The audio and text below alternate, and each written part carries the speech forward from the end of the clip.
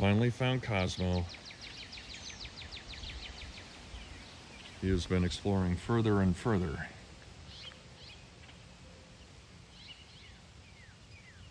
Had lots and lots of big storms lately, so. Hey bud, how you doing?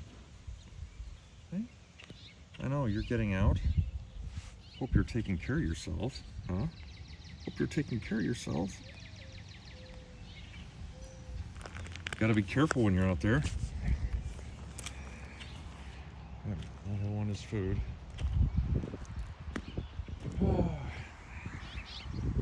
Yeah, just been, you can see all the standing water. It's been pretty busy.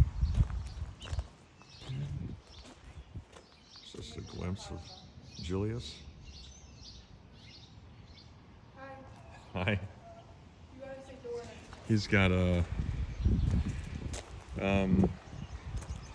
yeah, we're on a different food regimen for him now. So he's eating, I think, almost, quite a bit more than he was before. And so we're hoping to fill him out. We also have other supplements and things like that coming with him to try to make him a little bit bigger. So we'll keep you posted on that. We'll keep you posted. All right, bye.